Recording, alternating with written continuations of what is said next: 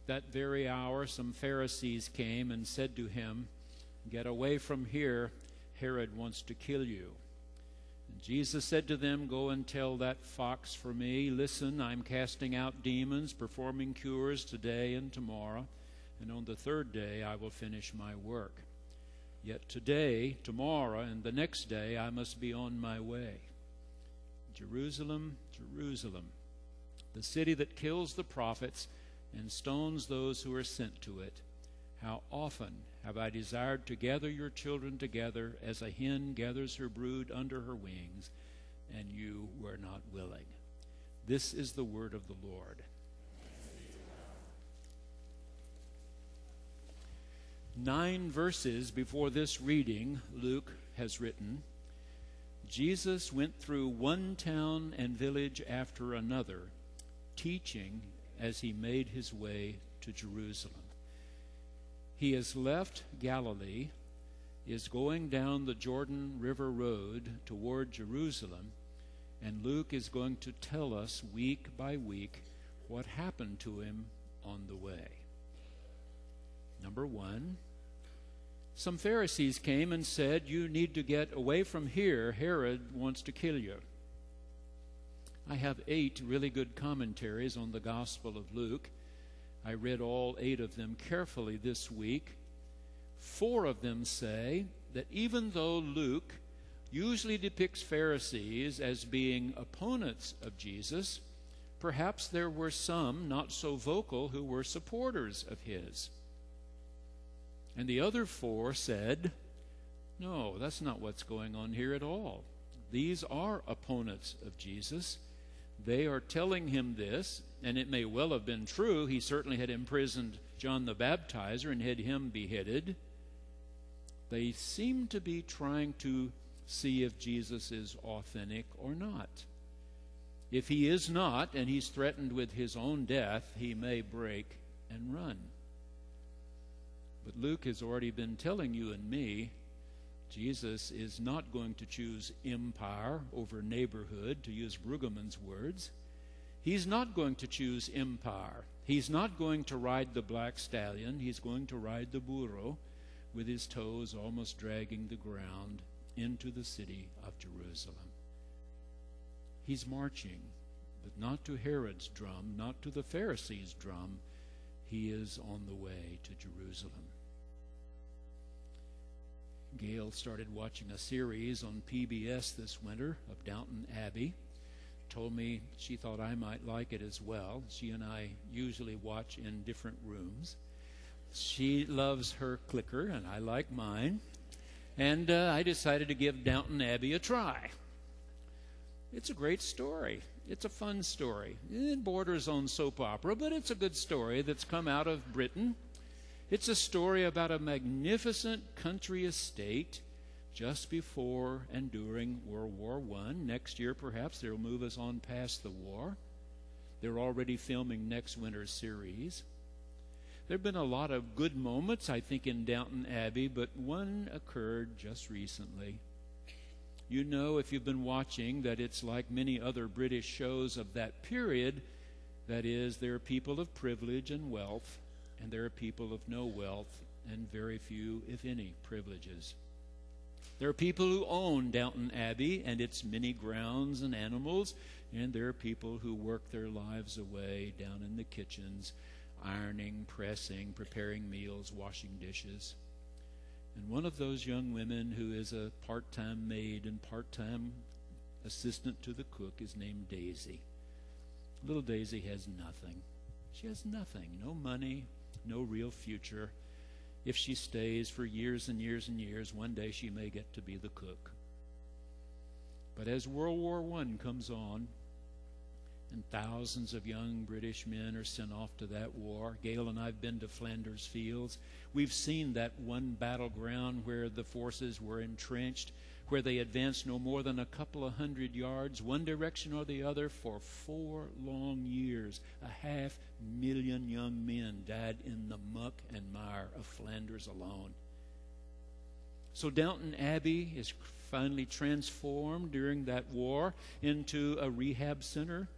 Some of these young men can be taught again to walk whatever wounded limbs or missing ones they have. But others have come there to die, and then a great flu spreads across and starts killing off more of them. And one of these young soldiers who's dying is tended by Daisy. She's been given permission to help work among these prisoners when she's not having to help cook or serve as maid. And one of these young men who knows he's dying, he's probably within hours of dying, begs Daisy to marry him because he wants her to have the benefit of being a soldier's widow. Isn't much money, but any would be more than Daisy has. He begs her, pleads with her, please let the minister marry them. And Daisy finally agrees. He doesn't get better. Within a few hours he dies. And then his father comes to claim his body. He wants to meet Daisy. When he's told that his son married her a few hours before he died, that she's getting the benefit that comes to the deceased, closest of kin. But this is a kind old gentleman.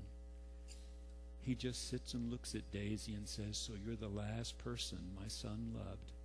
I'm so glad to get to meet you. Would you come see me someday? We could have tea. You could have lunch. You see, our son was the only child we had that lived past infancy, and now he's gone and his mother's gone. Would you come someday?" She says sure she would. And she does go, and they're having tea and scones. And he looks at her and says, "I'm so glad my son had someone close at the end whom he loved. And for me, he gave me somebody for whom to pray." Now you know why the son was so kind, why he was so generous, why he wanted the last act he could perform to leave his benefit to this young woman who had nothing, because that's the kind of father he's had. His father is that kind of man, generous and kind and God-fearing. So we know who Jesus' Father is, who's bidding him come on to Jerusalem. Number 2, I must go where I must go, Jesus is saying. I'm not running from Herod. I'm going that way, to Jerusalem. Now we know that this is the way Luke understands Jesus, because he told us, the only one of the 4 Gospels to tell us that Jesus was taken to Jerusalem when he was 12 years old. And that when his parents went looking for him, they found him in the temple, talking with the elders. And he said to them, "Did you not know I must be about the things of my Father?" Some translate, "in my Father's house." And earlier in Luke's Gospel, we've also heard Jesus saying to the disciples, "The Son of Man must go to Jerusalem, and there suffer many things, and be killed." One of the men in my Sunday school class said that he heard someone say one time that Jesus really thought the people in Jerusalem would stone him to death. And I said, that's possible. We know they would later stone young Stephen to death when they accused him of blasphemy. They rained down stones on his head until he died. But Jesus got handed over to the Romans, and their way was not stoning. Their way was crucifying. And how horrible a death that turned out to be. Nonetheless, the word was, I must. Dr. Fred Craddock, you know, was a professor at Phillips Theological Seminary in Enid, Oklahoma. We Methodists learned about Fred Craddock and enticed him away to our Candler School of Theology, Emory University in Atlanta, to a very prestigious endowed chair there. He taught there till he was 65 years old. But as more and more people got to know about Fred Craddock, Princeton University Seminary begged him to forsake a summer vacation one summer and come teach for them at Princeton Theological Seminary. He agreed to do that. He'd been there only a few days, he said, when he went into the Commons, the dining room there on the campus at Princeton. It was really crowded right at the noon hour. He saw a young nun in full habit sitting alone at a table. So he walked over and asked, "May I share your table, sister?" "Oh, of course," she said. So he sat down and he said, "I'm Fred Craddock. I've come here to teach this summer in the Divinity School. Are you a teacher?" And she said, "No, I'm a student." Oh, really? Yes. She said, I'm in the divinity school. Well, he said, I saw you're a nun, and with a habit I just assumed. And she said, well, I haven't been a nun very long. I was a buyer for Macy's, she said, in New York City. I was on the fast track. I was really moving up. I was engaged to be married to a very handsome young man. But every Sunday I went to Mass, and I heard something different, a different call. During the week I would pray, and I'd go back to Mass on Sunday. I'd hear that call in my deepest heart. I'd go back to Macy's, working hard for them all week, and then I'd go back to Mass. Dr. Craddock says, you have to remember that this young woman had come out of that generation. You remember that generation, the 60s, the 70s, when we had the sexual revolution, when in fact drugs and alcohol abounded, and the password became, if it feels good, do it. And now he said in all of our college universities we had the kids of that generation, and many of them had bought into it 100%. This young woman said, one night I picked up the phone, I called my fiance and asked him to come over to my apartment. And when he got there, I tried to explain as best I could, and then handed him his ring. His eyes welled up. He gave me one more hug and turned and went away. I became a nun. One day, in my habit, I got on a subway in New York City. It was crowded, lots of people, and I reached up to grab one of those straps, and when I did, I happened to touch the hand of a young man, and he turned around, and it was he. We were 6 inches apart. He looked at me in my habit. His eyes welled up. So did mine. Subway stopped at the next stop. I said goodbye. He said goodbye, and I got off the train. And Fred Craddock said, as she told me, her eyes welled up again. She was saying, this is not easy, but I refuse to do it just because it feels good. She was marching to a different voice, you say, as was our Lord Jesus, of course. And then we have this plaintive cry, Jerusalem, Jerusalem, how oft would I have gathered you to myself, like a mother hen gathers her brood, to great love and compassion. We've enjoyed and been blessed by Tom Albans being with us all this weekend. When I was a little boy, my family used the upper room devotional guides. At the breakfast table, you know, my dad was usually hurrying to get off to work, and the three of us were hurrying to get off and catch the school bus. And it was often my mom who did the reading, but while we ate, whatever it took, she was reading the upper room. I heard Tom say on Friday night at our session that they print 1.8 million of those every 2 months. So there are a lot of us who are reading and being blessed by the upper room ministries. Another one that I liked and been blessed by over the years is Guidepost magazine and the daily Guidepost devotional guides. And one of my favorite writers there is Elizabeth Sherrill. You've heard me mention her name. You recall that Elizabeth Sherrill has written that she was not a religious person. Her family just never went to church. She said, I had no experience at all of God and the church. She got married.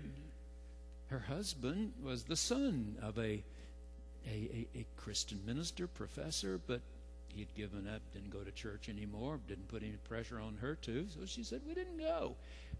After we were married, in time we had children, and then at age 35, with our children getting bigger, we thought maybe they're missing something. Maybe we're not providing something. So we drove around the neighborhood, and we saw a Presbyterian church that was right pretty, and we said, well, let's try that Sunday. And so we trooped in and sat down near the back. Everything was very unfamiliar to us, but it only took a few Sundays, and it became more and more and more familiar. And one week, my husband and I talked it over and decided we need to make a commitment. And we talked to the pastor and asked him if we could profess faith and be baptized. Well, she's written, Elizabeth's now in her mid-80s. She wrote that one night she was caught in Manhattan. She'd had a long, long day, and now she was trying to catch the train out of the city. She got down to Grand Central Station. Gail and I were there twice just last May. It's beautiful. They've really restored it. It's magnificent again. And if you go, 10 o'clock in the morning, we did one day, you can really look around, see everything. Don't get there at 5:30 in the afternoon. There are thousands of people pouring into Grand Central Station. And Elizabeth was caught in one of those mobs. She said, I was trying to get to my train. It was leaving at 6:58 p.m., and I was within 50 feet of it, trying to push through these masses when it left the station. I glanced up on the board. The next train going my way was an hour from now. All right, it's 7 o'clock on Friday night. I'm not going to get out at least until 8 o'clock. I'm hungry. I look around and every snack shop is 50 people deep. So I just went over and sat down in one of those hard plastic chairs. I sat there looking at these teeming thousands of people, catching trains, getting off trains. I saw an older woman, not quite as old as I am, but too old to have a young baby in a stroller that she was pushing around. She had to be a grandmother type. I'd see her sort of moving in and out of the crowd with this stroller, trying to keep this child quiet. And every once in a while she'd glance in my direction. Finally, she pushed that stroller right over to me and said, I hope you don't mind. I've been looking at you occasionally because I think you have the kindest face. And I'm helped by people who have kind faces. And Elizabeth wrote, if I have a kind face, it's because I've been following Jesus as faithfully as I know how for 40 years. Number 4. But you would not. I would have gathered you, but you wouldn't. You wouldn't. We still have to make a choice. Dr. Brueggemann said it's between the empire or the neighborhood. And the God of the neighborhood is Israel's God. That God who sent for us Gentiles the Lord Jesus. Mary's baby, all grown up, a teacher, preacher, healer, worker of miracles, one crucified, one raised, that one. Still have to make a decision whether we want to follow that one or whether we do not. Ruth Peel has written also about Manhattan. She said it was a cold, dark, rainy morning. Pushed into a little diner. Every stool filled. People waiting 2 and 3 deep to get on one of those little stools at the counter. As much as anything, just get out of that cold rain. There's one chef back there, but one of those guys that could handle a spatula with one hand and break eggs with the other. He was working hard, fast as he could. And suddenly, above all the noise in that little diner, you heard a child's voice. I glanced down, and sitting on one of those stools was a little girl, maybe 4 years old. And what she said was, Mommy, don't they say grace in this place? And that chef smacked that spatula down on the grill loudly enough that everybody stopped talking. And he said, Of course we do, honey. Would you like to say it for us? And this 4-year-old said, God is great. God is good. Let us thank him for our food. And I tell you, that place was transformed.